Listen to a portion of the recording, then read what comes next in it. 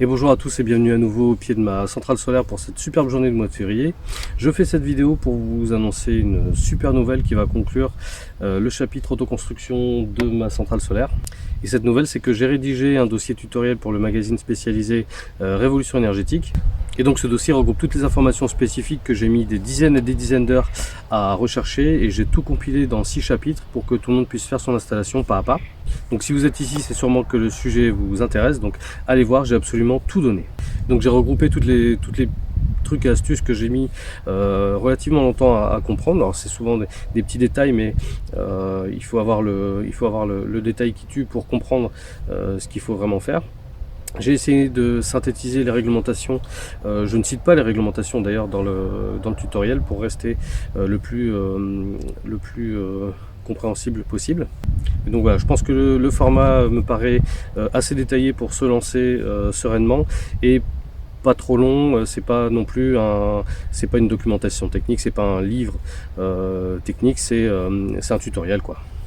D'ailleurs, si la transition énergétique vous intéresse et que vous ne connaissez pas le magazine Révolution énergétique, je vous le conseille vraiment. Il y a un flux constant d'articles de qualité sur les questions de la transition énergétique. Et aussi, j'y pense d'ailleurs en parallèle, leur chaîne YouTube qui monte de plus en plus en puissance et qui commence à faire un petit carton là.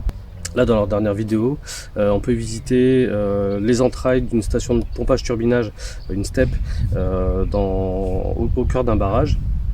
Il monte en haut d'une éolienne. On y voit également des systèmes d'agrovoltaïsme innovants. Bon voilà, bref, il y a plein de reportages super cool. Allez voir, vraiment c'est super. Voilà, donc j'ai dit que cette vidéo serait sûrement la conclusion de la fabrication de ma centrale.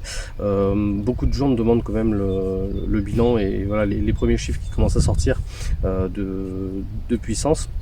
Donc je ferai un bilan. Bon, cela dit, je pourrais déjà faire un petit topo parce que j'ai noté 2-3 chiffres.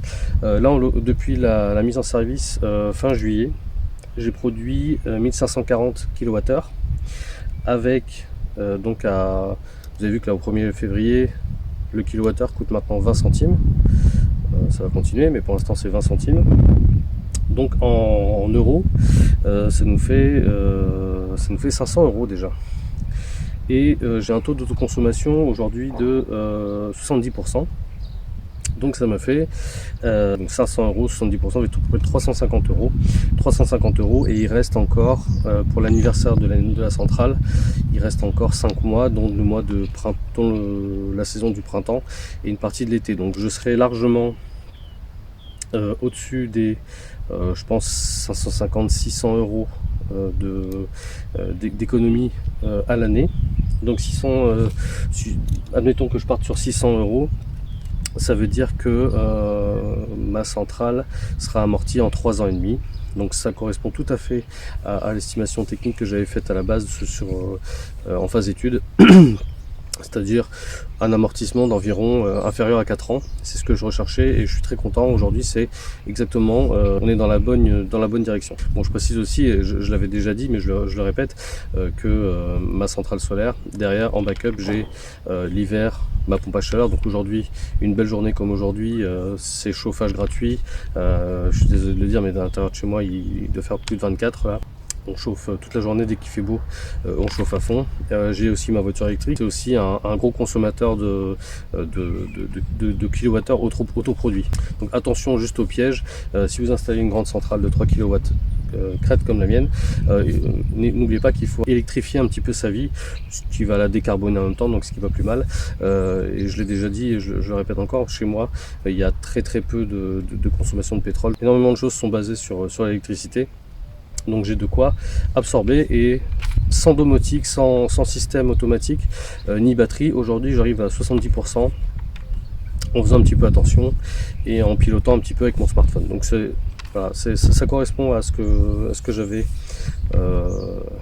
estimé à la base.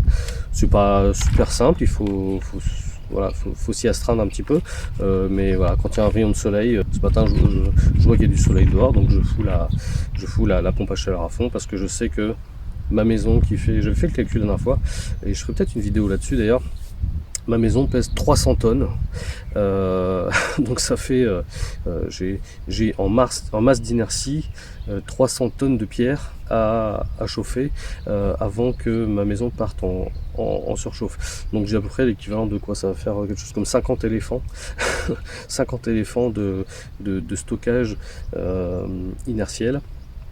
Donc moi j'utilise à plein ma maison qui est une vieille bâtisse et ça marche relativement bien. Voilà, c'est tout pour cette vidéo. Je vous souhaite plein de réussite dans vos projets et je vous dis à la prochaine. Salut!